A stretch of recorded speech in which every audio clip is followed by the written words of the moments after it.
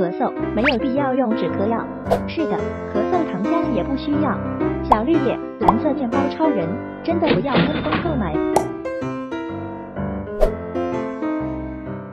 咳嗽其实也是一种正常的机体对外界刺激反应的一个症状。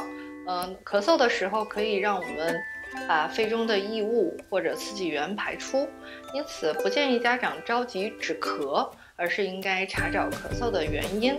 很多止咳药水和止咳糖浆，它主要的作用是中枢镇静或中枢抑制。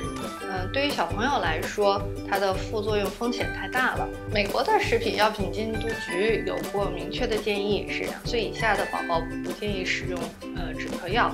2到11岁的宝宝是慎用止咳药。我国目前没有非常明确的一个严格规定，但仍然是建议4岁以下的儿童慎用止咳药。4岁以上的儿童也是要建议听从医生的医嘱。蜂蜜缓解咳嗽的主要原理其实是因为高浓度的一个糖浆，无论是蜂蜜还是硬糖，含在嘴里当糖浆的浓度非常高的时候，它都有一定的止咳效果。但是对于蜂蜜来说，我们是建议1岁以上的宝宝才可以使用，因为1岁以下，蜂蜜中的肉毒杆菌仍然有可能造成感染的风险。雾化是一种非常好的缓解咳嗽的方式。雾化的药物有很多种，具体的药物名称比较拗口，还是建议家长在医生的指导下，使用就可以了。对住。德国这款小绿叶产品，它主要的成分是常春藤叶子的提取物，有可能在止咳上确实有一定的效果，但它主要的风险是不良反应，因为它有可能造成呕吐、腹泻，或是引发皮炎、荨麻疹等。由于海淘的药物大部分都有一个问题是，语言不通，文字比较难认，因此很多不良反应或注意事项，家长很难能得到这些信息，因此我们不建议盲目的海淘药品。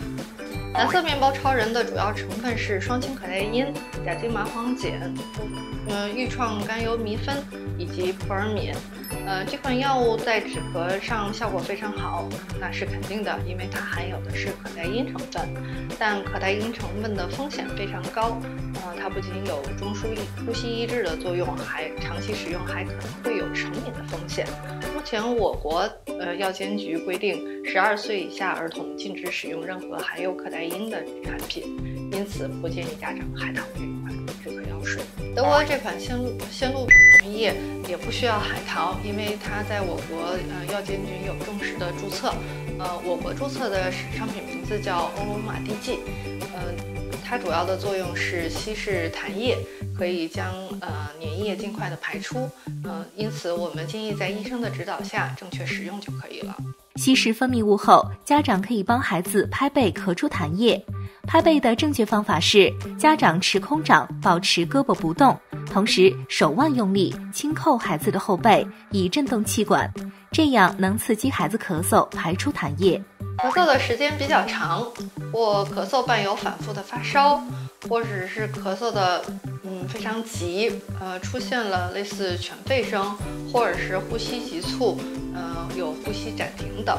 有的小朋友可能咳嗽，还会发生呕吐，影响到进食，那我们也建议